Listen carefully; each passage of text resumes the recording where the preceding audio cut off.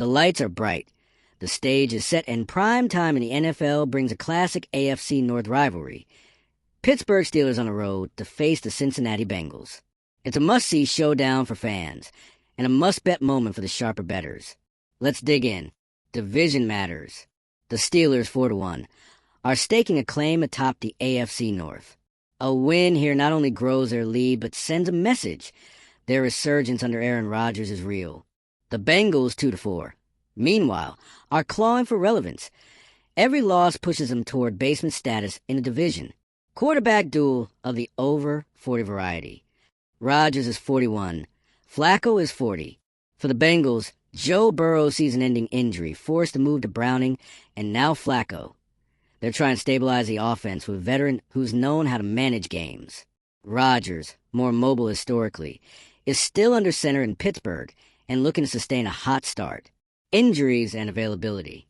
The Bengals could be without star pass rusher Trey Hendrickson due to a back issue, a serious blow to their pass rush.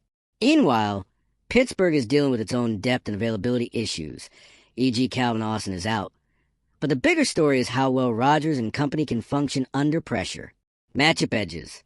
Pittsburgh have been solid on the road this year, 2-0, and historically has had success in Cincinnati. They've won their last 3 trips there. Cincinnati's defense is porous, especially in pass coverage and red zone defense. That said, the short preparation window of Thursday games always introduces wiggle room for surprises. Aaron Rodgers. He's been efficient, conservative, and turnover averse.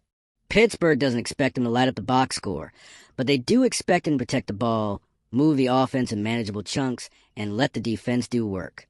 DK Metcalf. The big play wideout is a prime candidate for an elevated game. The Bengals have been weak after the catch, and Metcalf's athleticism and contested catchability give him a matchup advantage. Prop markets are expecting him to hit 58.5 plus receiving yards. Ja'Marr Chase. He's a focal point of Cincinnati's passing game. Even with quarterback instability, he's been productive and is likely to draw plenty of targets. The more chemistry between Flacco and Chase, the more dangerous Cincinnati becomes. Steelers' defense/pass rush. Without Hendrickson, Cincinnati's offensive line gets a reprieve. But Pittsburgh has pass rushers who can create disruption and a defense that looks for turnovers and short field opportunities. This one has all the markers of a tight, tense game, especially in prime time with divisional implications. But I see Pittsburgh doing just enough to pull ahead. Here's how I expect it to play out. The Steelers start methodical, leveraging short passes, check down, and safe throws early, while leaning on the defense to force Cincinnati into mistakes. Flacco will look to push the ball, especially to Chase and maybe Higgins. There will be moments of explosiveness, but consistency is the issue. If Cincinnati falls behind, the passing game will become more urgent. The Bengals may close the gap late via big plays or turnovers, but Pittsburgh's game management and defensive depth give them the edge. Score projection. Steelers 24, Bengals 17, Steelers cover. Alternate. 27-20, with the Bengals hanging around but not quite closing. Many experts predict a Pittsburgh win by 1 score. This game is a prime-time showcase with a lot riding on it for both squads. The Steelers, with Rodgers back in form, seem to be in the better position. Consistent defense, manageable offense, and fewer glaring weaknesses.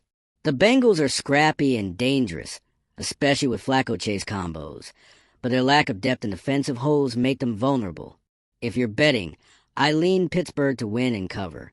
If you want a safer play, the under and Metcalf prop are solid side bets.